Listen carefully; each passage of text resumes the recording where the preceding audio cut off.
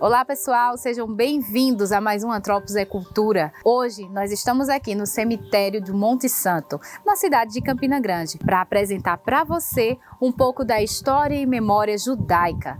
Estamos aqui nesse local que tem tanta representatividade para a cidade, justamente para voltar ao passado e para que você possa compreender um pouco mais sobre a história de um judeu em específico, o Moisés Abissur. O Matheus Salles vai contar um pouco mais dessa história para você, que tem tanta importância e significado para a nossa cidade como um todo, bem como também para toda a comunidade judaica. Moisés Jacob Abissur. Este é o nome do judeu marroquino que veio para cá, para Campina Grande, na década de 20 ou 30, fazer fortuna com o comércio do algodão.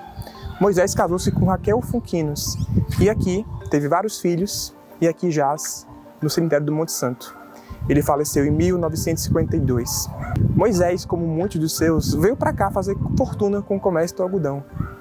O Moisés e sua família irá nos ajudar a entender um pouco da trajetória dos judeus, desde a Palestina, Israel Antiga, passando por Portugal, Espanha, depois Holanda, até chegar aqui no Brasil, no norte, e depois em Campina Grande. E aqui nós estamos com o túmulo do Moisés Jacob Abissur, vocês podem ver, com símbolos e insígnias judaicas, como a Magen David, que é um símbolo típico do judaísmo, junto com a menorá, laureada por pedras, como sinal de luto, que pessoas vieram aqui lembrá-la, sua memória, e também um texto em hebraico falando o seu nome, de quem era filho e quando que ele faleceu. Conforme o Matheus bem frisou, trazer essa história é mais do que uma vontade, é uma necessidade, é algo muito importante para Campina Grande e para toda a comunidade judaica. Agora, professor, eu tenho uma pequena dúvida, uma curiosidade. O porquê da colocação das pedras no túmulo do Moisés? Então, pessoal, boa pergunta, Juliana. Israel é um deserto. Então, as flores naquela época já eram muito difíceis de achar, eram caras. Então, se troca as flores pelas pedras. Não tendo flor, que era caro, então se colocava uma pedra como lembrança, como sinal que você aí lembra da pessoa, que você está saudosa por vê-la. Então, você coloca a pedra no túmulo como sinal que você esteve aqui. Eu visitei ele não está esquecido. Maravilha, que coisa bonita e tão emocionante abordar essa memória, essa história e essas permanências, professor. Pessoal, nós estaremos abordando a memória, história e os costumes judaicos e contamos com você para estar acompanhando todo esse passo a passo da memória judaica na Paraíba.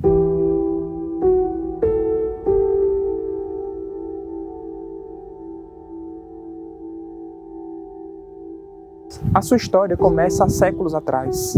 Ela data da destruição do segundo templo dos judeus pelos romanos. Jerusalém, província romana, anos 70 da Era Comum. Os romanos destroem o templo, saqueiam seus tesouros e o povo judeu é expulso e disperso por todo o mundo. Começa então a Galut, o exílio judaico por todo o mundo. Bom, na verdade, essa relação entre judeus e romanos ela é bem antiga e ela foi bastante frutífera em certo momento da história, como também foi quando os judeus tiveram contato com os gregos, primeiramente, e antes ainda com os persas, com os medos. E Roma, ainda como república, ela vai intervir na Judéia, primeiramente na época da rainha Salomé Alexandra, que era uma rainha da Casa Real dos Estados Unidos. Que você bem sabe, essa Casa Real ela se instala em Israel logo após quando os judeus revoltosos vencem os gregos sírios, no caso os Seleucidos, quando eles derrotam e vencem o rei grego chamado Antíoco Epifânio, que era o rei Seleucida, que foi um dos sucessores do Império do Grande Alexandre o Grande, naquela região da Síria-Palestina. Então, Roma, já nessa época, intervém na Judéia, apoiando Hircano, que era um filho da rainha Salomé, para ser Cohen Gadol, ou seja, para ser sumo sacerdote, e quando seu irmão vai ao exílio. Então, Roma já tinha essa relação bastante próxima com os judeus, desde a época da rainha Alexandra. E durante muitos anos, muitas décadas ali, os judeus ficaram meio como um reino vassalo de Roma, depois virou um protetorado romano, até que, enfim, Roma conquista aquela região e a Judéia passa a ser uma província romana, como qualquer outra, como era a África, como era a Grécia, a Espanha, a Gália, enfim. Só que no ano 70 da Era Comum, ou seja, no ano 70 do século I, tem uma grande revolta lá na Judéia e os judeus se rebelam contra os romanos. Então, Roma manda suas tropas, no caso, Vespasiano, que ainda era general romano, ele vai até a Judéia junto com seu filho Tito. Então, eles sitiam, né, a cidade sagrada de Jerusalém. Depois de um tempo, volta para Roma, no caso, Vespasiano, e lá ele é investido como imperador. Então, Tito, seu filho, segue essa campanha militar contra os judeus, junto também do Tibério Júlio Alexandre, sobrinho do filho de Alexandria, que foi também prefeito em Roma, foi governador da Judéia e também foi do Egito, foi legado do Egito. Então, ambos, eles seguiam Jerusalém, destroem o seu templo e saqueiam os seus tesouros, né? Então, nessa época, o templo ele é arrasado no ano 70 e todos os judeus, boa parte deles, eles são expulsos, eles são exilados, então começa a Galute, que é o exílio judaico. Também tem várias revoltas menores, quando, por exemplo, Bar Kokhba tenta ainda uma certa resistência contra Adriano e tal, mas não consegue, né? Então começa, como falei, o exílio, a Galute. Então se cria vários grupos judaicos separados entre si por causa da distância e um pouco da cultura, tanto quanto diferente uma da outra. Por exemplo, se cria na Europa do Norte os Askenazi. Askenazi quer dizer Alemanha em hebraico, né? Então se criam vários grupos judaicos, várias comunidades judaicas são organizadas na Europa, na Alemanha, na Polônia, na Rússia, na Bessarabia, que são os Askenazitas, e também se cria outras, como os Mizrahi, judeus que habitavam, que viviam nos países árabes, posteriormente, como também se criaram os Sefaradi, que eram os judeus que habitavam ali Portugal e Espanha, né? Espanha sabe que Espanha é Sefaradi em hebraico, então tanto judeus portugueses como espanhóis, como turcos, gregos também, marroquinos, eles cabem dentro dessa bolha que é os sefaraditas, né? Os sefaradim. Então se criam esses grupos, né? Então justamente nesse contexto, os judeus estão espalhados pelo mundo, estão na Europa, estão na África, estão em Portugal, Espanha, é que também a gente percebe como que o Império Romano ele vai declinando, né? Ele não cai, né? Ele não desaba, mas aos poucos ele vai se desconstruindo, né? Então chega um momento no século V já que os romanos eles são invadidos, né? Roma ela é saqueada pelos entre aspas bárbaros, né? Entre aspas, porque eram homens germânicos, mas que falavam latim, já eram romanizados, já eram cristãos, por parte deles, né? Então, quando Odoacro, que era um rei visigodo, um rei godo, né? Ele entra em Roma, ele depõe Rômulo Augusto, o último imperador romano do Ocidente. Então, começa essa jornada judaica, não mais no Império Romano enquanto império, mas nos reinos que vieram após a queda do Império Romano do Ocidente, como por exemplo o Reino Franco, o Reino Visigodo, no caso de Portugal e Espanha, e ali eles ficam durante muitos anos, séculos, convivendo com os godos cristãos, até que em certa altura da história chegam os árabes, muçulmanos, vindos lá da Arábia, eles entram no Egito e passam por todo o norte da África, que na época era chamado de Maghreb, né? Então também converte ali muitas pessoas, muitos berberes são levados para a fé islâmica. Então passa-se algum tempo, eles não têm mais para onde ir, esses árabes, né? Porque eles só passavam por terra. Então como que eles vão invadir a Espanha? Na Espanha ainda não existia, a Espanha ainda era o reino visigodo, um reino cristão, sucessor dos romanos, mas um reino já cristão. mas, como eu falei, um reino, um rei e tal, tudo bonitinho. Então, nasce um chamado Tariq ibn Ziyad, que era um muçulmano, né, um líder militar muçulmano, que ele tem a coragem de invadir o reino visigodo pelo mar Mediterrâneo, pelo Estreito de Gibraltar, que em árabe é Jabal al-Tariq, né, que é uma homenagem ao Tariq, Jabal, montanha, Tariq, né, que é o cara que tem a coragem de invadir o reino visigodo. E assim ele faz, ele entra na Europa por essa passagem, e lá ele invade o reino visigodo e mata Rodrigo, né, o famoso último rei dos visigodos. Então se cria na Europa, na Espanha moderna, Portugal moderno, um califado, que é o Al-Andalus. Né?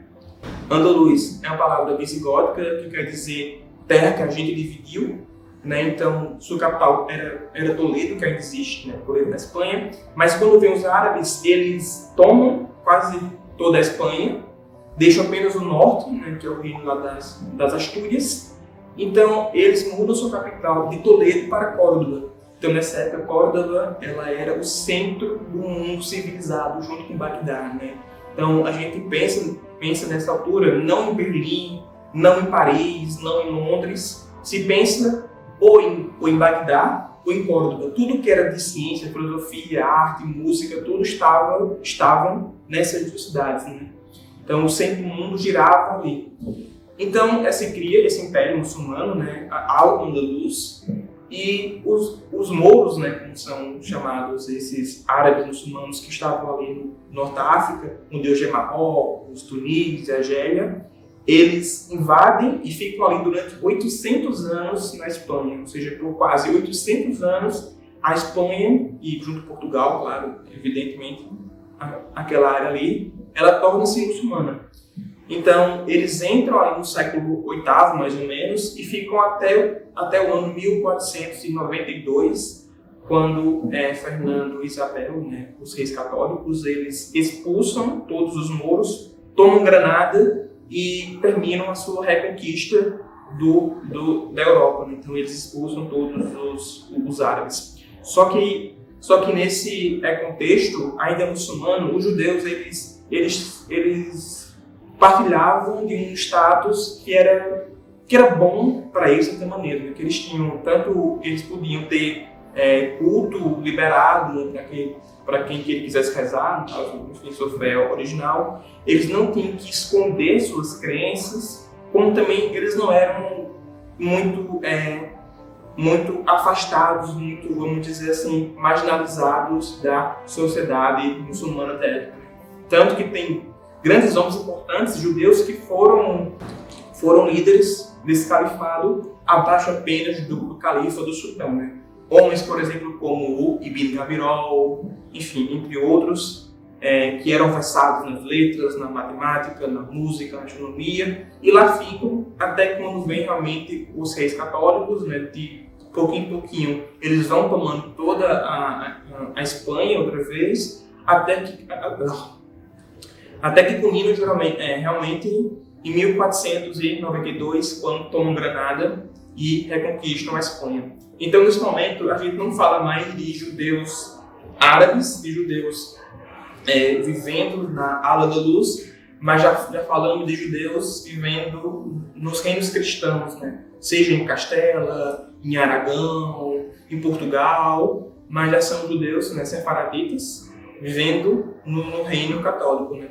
Até que são realmente expulsos ou são convertidos à força, primeiro na Espanha, depois em Portugal. Na Espanha, como falei, eles são expulsos em 1492 pelo decreto de Alhambra, né, que é um decreto que foi assinado pelos reis católicos, Fernando e Isabel, e depois eles são expulsos de Portugal em 1500 alguma coisa, quando o rei Manuel ele também faz, né, ele se livra dos judeus. Então começa essa saga dos judeus pelo mundo, e agora eles estão não mais presos à Eurásia e à África do Norte, mas já podem ir para a América, caso desejem. Né? E muitos desses, de fato, vão para a América Portuguesa ou América Espanhola. Né? Então você sabe que o porto principal do Brasil, da América Portuguesa, era de fato Recife, né? Então, esses judeus chegam no Recife e de lá se espalham para várias partes do Brasil, incluindo o norte, né? Manaus, por exemplo, teve uma grande colônia judaica, ainda tem até hoje, Fortaleza, Salvador, então se espalham nesse contexto.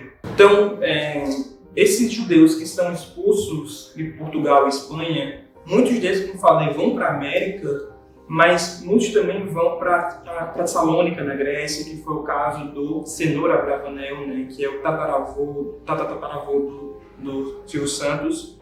Outros vão para o Marrocos, já tinha nessa altura uma grande quantidade de judeus vivendo ali, né, super antiga, que data ainda do templo, né, de Salomão. Então, quando eles saem da Espanha e Portugal, como falei, vão para o Marrocos, por exemplo, vão para Fez, vão para Marrakech, vão para Casablanca, e muitos desses também vão, como, por exemplo, o nosso querido Moisés Jacob Abençoe. Não ele já nasce no Brasil, mas sua família vai para o Marrocos, né? E lá fica durante vários anos, até que quando os árabes começam a apertar mais as coisas. Também a África do Norte não era um local muito próspero nesse momento, né? Então, sabendo disso, eles partem para o Brasil, né? Nesse contexto, eles vão já um pouco mais tardiamente, no século XIX, século XX, mas o Brasil, como falei, já tem judeus vivendo há muito tempo, e claro que eles vão primeiro para Recife, né? Recife, eles chegam também junto com, em outra leva, eles chegam junto com os holandeses, eles criam a primeira Sinagoga das Américas, que é a Carralos do Israel, está lá na Rua do Bom Jesus, na antiga Rua dos Judeus. Mas antes deles ainda, já tinha um judeu chamado de marranos, de cripto-judeus, ou seja, os cristãos novos, que eram judeus que foram convertidos à força em Espanha ou Portugal, ou se converteram por questões políticas, enfim, de bem-estar, mas no Brasil eles praticavam na rua a fé católica, iam à igreja e tal, tudo bonitinho, mas em casa eles ainda guardavam muito os seus costumes, né? Então, por exemplo, nunca varrer lixo pela frente da casa, pela porta da frente, sempre por trás. Isso se dá porque na casa dos judeus tem no umbral, no batente da porta, a mezuzá. A mezuzá é um símbolo judaico que fica, como falei, no umbral, no batente, e dentro da mezuzá se encontra um pergaminho falando a fé do povo judeu. Então, por respeito, a gente não passa o lixo por ela, em respeito ao pergaminho e a palavra de Deus, né? Do Deus de Israel. Só que com o tempo não se colocaram mais o símbolo, mas continuou com essa prática, nunca vai lixo pela frente. Por quê? Como lembrança de algo que se perdeu, que é um vestígio deixado dessa memória que foi esquecida ou foi silenciada no Brasil e na Paraíba, né? Então, também se tem outros costumes, como por exemplo, nunca apontar o céu, como também nunca contar estrelas com os dedos, porque nascia verruga. Já viu isso? Isso tem uma explicação. Isso não era jogado assim de graça na maior. Acontece que o Shabat judaico, ele começa quando a terceira estrela no céu aparece. Então as crianças ficavam procurando as estrelas, 1, 2, 3, e isso ia acabar denunciando a família como judaica, como judia, né? Então cai em cima quem? A Inquisição, os inquisidores. Então isso ia acabar denunciando a família como judaica. Então era um jeito de você proteger os seus. Então se cria também essa questão. Então quando chega no Brasil, eles vão Recife, Fortaleza, depois Manaus, e se espalham ali pelo Nordeste, né? Vão para, por exemplo, Caruaru e, claro, também vão para Campina Grande, né? Como é o caso do nosso Moisés Jacob Abençoe. Mas, para a gente falar melhor dele, né, do seu contexto, nós temos que olhar não só para ele em si, nem a sua religião de forma isolada, mas qual que era esse contexto da época, né? Qual que era a Campina Grande da década de 20 ou 10 que ele vem conhecer, que ele vem encontrar e aqui faz riqueza. Entender essa história é a nossa grande curiosidade. Nós da Antropos Educacional estaremos aqui focados com você nesse lindo projeto. E não apenas só eu e o professor Matheus, mas também o professor Fábio e a nossa querida Tailana. Então vamos lá conhecer um pouco mais sobre essa história. Não é isso, professor Fábio? Perceberam a importância da presença judaica não só para Paraíba, mas também para Campina Grande? E para entendermos um pouco mais dessa presença, precisamos ir a um lugar muito especial e entender como o apogeu do algodão contribuiu para essa presença na cidade.